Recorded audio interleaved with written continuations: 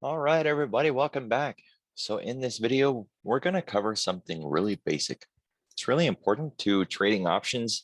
I see this all the time in the chat, and I think that people just are kind of missing the point. So I'm going to help you see the point. Why it's important to trade something like SPY until you get familiar with it when you're trying to day trade in the options world. Let me just go ahead and get this trade on. I've been waiting to get. And we'll get started. All right, so it all comes down to liquidity and how liquidity connects to the bid-ask spread. All right, so we're going to go over to SPY. And what I want you to notice here in SPY is the difference between the bid and the ask. All right, let's get the drawing tools over here. So the difference in the bid and the ask on SPY is around 1 or 2 pennies. And the problem with getting filled, like me not getting filled in that SPX trade that I just attempted to get into, is when we're trying to hit the mid. I'm just going to cancel that. I didn't get filled. When we're trying to get into a trade, we want to try to get a trade around the midpoint, right? So here on the SPX, we're looking at, the bid is 450, the ask is 460. If we can get in at the mid, then we can get in around 425. Perfect, right there, right in the middle, right? It was 425 when this was at 420 and that was at 430. Now we're talking about a difference of $10 total, but if you can get the mid, maybe you cut $5 out of that. Why is it important? Well, this is not too bad. This is only $5. But if we go into a market, say like Google,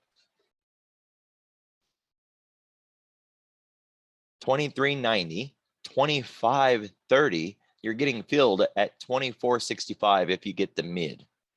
24.65. We'll just round down and say 24.60. That's a $60 slip. Okay, so if you just hit the buy button and you try to buy this at 25.40, one of the institutions like Susquehanna, they're going to sell it to you. You're the buyer, you want in, you hit buy, you pay $25.50, they sell it to you. And then they immediately reach right back out into the market and they sell a position somewhere else. So they buy it back so that they're flat. They sold to you. So they sold to open, you bought to open, and then they came right back in and got rid of it. Okay, they got rid of all of their risk. They made money on you. They made $60 in the blink of an eye, poof, just like that. While you are still sitting there carrying all of your risk. And oh, by the way, as soon as you got filled, you're now in the hole, $60. Your trade is automatically already losing, and the trade hasn't even gone anywhere yet. So you're trying to get filled and you're already in the hole just because you hit the ask right on the dot right now just to get in because you wanted in and you didn't want to get left behind. And I get that. We want our trade, right? You know how it is. Come out and look at a chart. So here's today's market. Say we're looking at Google and we want to trade it when price gets to the top of the range, 29.07, and we're going to trade a breakout, right? Just some random thing. So we're watching price. It comes up to the top. It's getting ready to break out. We don't want to be left behind. So we run in there and we hit the button and it says 28.20. But the mid is 27.50. As soon as you get filled, you're now in the hole, $80, just like that. Poof, in the blink of an eye. Your trade first has to make up all of that, and then you start making your way out of the hole because you spent all that money. Okay. So why trade SPY? Well, if you're really new to options, and heck, even if you're just new to trading, the bid ask in here is very, very small. So let's go 4 days out. That would be Friday. And look at Friday's values in here. Okay, there's the bid, there's the ask, and here's the mid. And we're just going to focus on an at the money call in SPY for Friday's expiration. Now you can market order into this without even trying to split the difference, because right now there is just 1 penny difference. You're slipping a penny, right? You can give away $1, sure. You just hit market order and you're in it and no problem, right? You don't have to worry about how much you're slipping. We never want to give away money, right? We want to try to get the midpoint, but there are times when we're really in a hurry and we want this thing filled and we just don't want to miss our trade, right? Price is finally doing what we've been waiting for it to do. It's making that move. We want to get in. If you try to negotiate for the mid price, you're very likely going to miss the trade. In SPY, you never have to negotiate for that mid price. It's almost always a penny away. You know, it's a very minute amount of slippage. You jump in, you got it. Bob's your uncle. This would give you a chance to learn the ins and outs of day trading options without severely handicapping your position. Because I'm telling you right now, if you randomly go out and you just pick something to day trade, there's a $10 slippage right there. Half of that is $5. So you're down $5 just to get into the trade. And I know it's only $5, right? Not a big deal, except you're already in the hole, $380 anyways. So before you can even start making profit, you've got to get that covered. You spent $380. Now, granted, you know, if you buy it for $382 and then you sell it for $392, you made $10 profit. You didn't have to recap the entire $385 and then start making profit, but you're in the hole. You have money on the line, and trying to get the mid in something like Facebook is going to save you $5. But I don't just trade Facebook, right? We trade a lot of things. And I'm a real big fan of trading in the SPX. Now, here's the problem between SPY and SPX.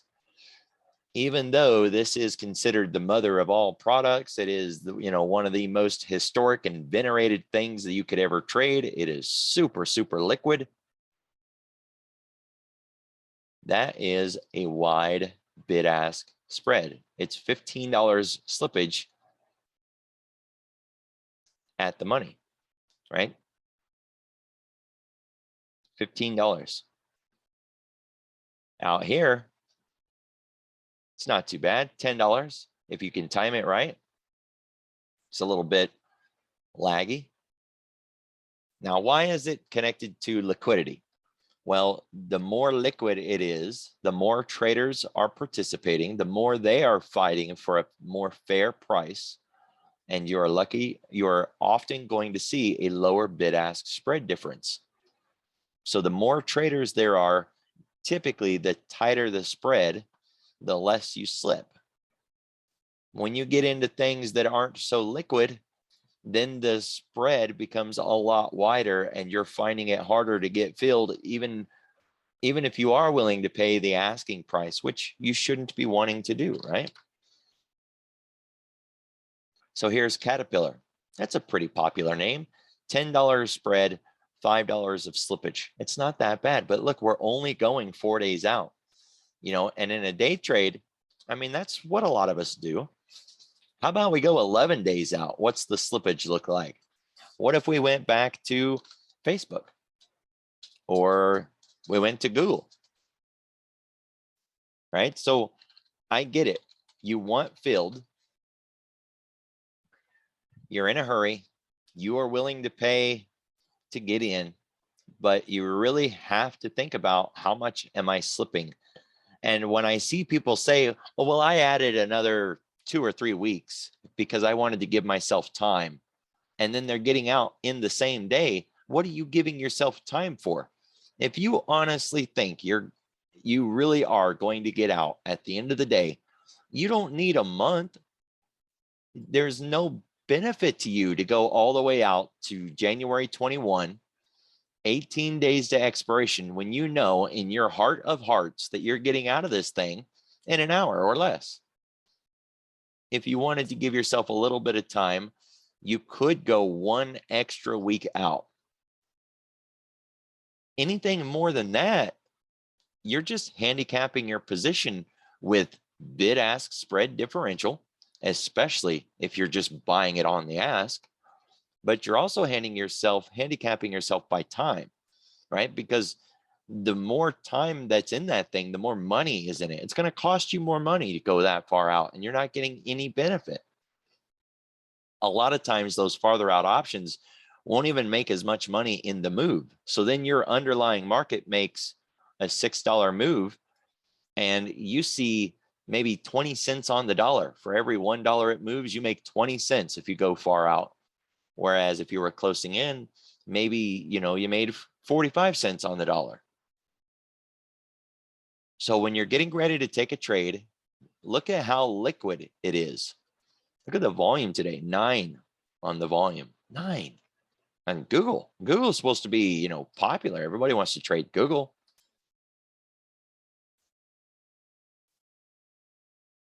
Open interest, 18. So 18 people are holding options in this. And today it's had 22 trades. Now in the morning, we'll know if these were day trades or not, because 18 will go up or go down. But that's not a lot of liquidity. And look at the bid-ask spread, right? That is $70 of slippage, $80 of slippage, excuse me. So you're slipping $80 here. As soon as you're filled, you're down $80. And then you've got to work to see the trade rally out past that just before you're out of the hole.